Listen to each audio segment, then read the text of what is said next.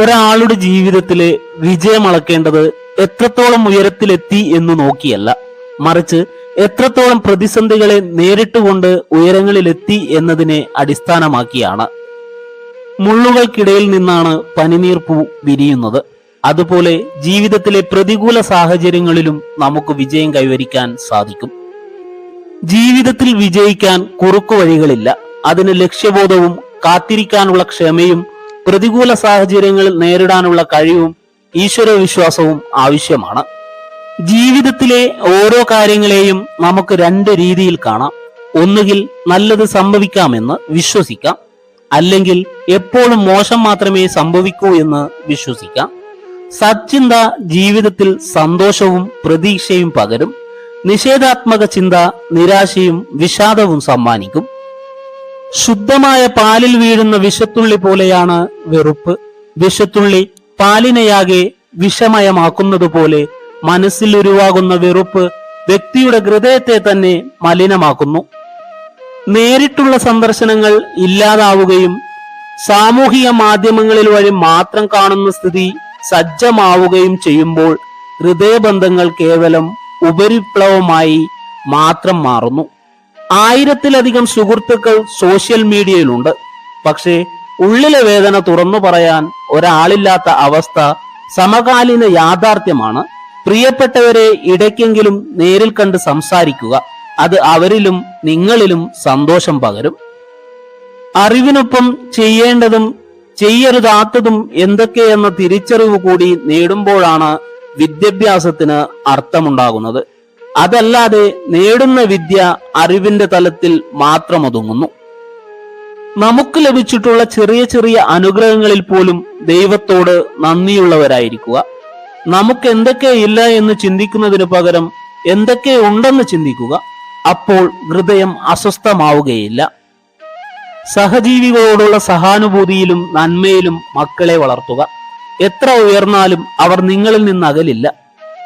നിങ്ങളുടെ ശ്രദ്ധ പൂർണ്ണമായും ലക്ഷ്യത്തിൽ ഉറപ്പിക്കുക. അതിലും ആകർഷകമെന്ന് തോന്നുന്നവ വരുമ്പോൾ മനസ്സ് മാറ്റാതിരിക്കുക. ഓരോ ദിവസവും നിങ്ങളുടെ വളർച്ച അളക്കേണ്ട കാര്യമില്ല. ഒരു ചെടിയുടെയോ ജീവിയുടെയോ കാര്യത്തിൽ നാം ദിവസേനയുള്ള വളർച്ചയേക്കാൾ ദീർഘകാല വളർച്ചയിലൂടെ അത് എത്തിച്ചേരുന്ന സ്ഥാനമാണ് ലക്ഷ്യമിടുന്നത്. ജീവിത ലക്ഷ്യങ്ങളിലും അതുപോലെ ആയിരിക്കണം. ലക്ഷ്യം സ്നേഹത്താൽ ബന്ധിതമാണെങ്കിൽ പ്രതിസന്ധികൾ നാം പരിഗണിക്കുക പോലുമില്ല. മറിച്ച് എങ്ങനെയും വിജയിക്കണമെന്ന ചിന്ത മാത്രമായിരിക്കും അപ്പോൾ മനസ്സിൽ. കുട്ടികൾക്ക് ആവശ്യം സമ്പത്തിനേക്കാളും സൗകര്യങ്ങളെക്കാളും നിങ്ങളുടെ സ്നേഹവും കരുതലും സാമീപ്യവുമാണ്. എനിക്ക് ചെയ്യാൻ കഴിയാത്തതാണ് ഞാൻ എല്ലായ്പ്പോഴും ചെയ്യുന്നത്, അതുവഴി അതെങ്ങനെ ചെയ്യാമെന്ന് ഞാൻ പഠിക്കുന്നു എന്ന മനസ്സാണ് നമുക്ക് വേണ്ടത്. ലക്ഷ്യത്തെക്കുറിച്ച് ആകുലപ്പെടുന്നതിന് പകരം ദൈവത്തിൽ ആശ്രയിക്കുക.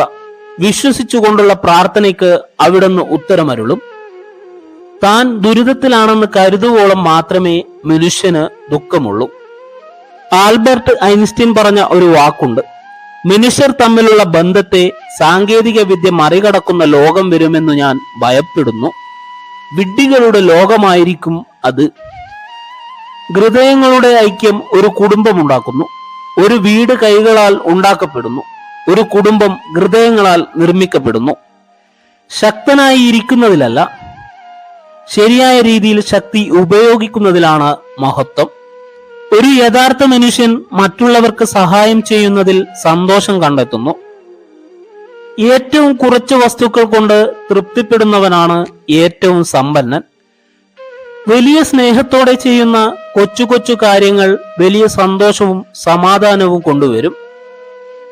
പ്രവർത്തനം തിന്മയിലേക്ക് നയിച്ചേക്കാം, പക്ഷേ അലസത ഒരിക്കലും നന്മയിലേക്ക് നയിക്കില്ല. ഒരു സന്യാസിയെ വിലയിരുത്തേണ്ടത് അയാളുടെ വസ്ത്രം നോക്കിയല്ല, സ്വഭാവവും പ്രവൃത്തിയും നോക്കിയാണ്. അവസരങ്ങൾ ഒരിക്കലും ഒന്നിലധികം തവണ നിങ്ങളുടെ വാതിക്കൽ മുട്ടിയെന്ന് വരില്ല. അപ്പോൾ കിട്ടുന്ന അവസരങ്ങൾ പ്രയോജനപ്പെടുത്തുക.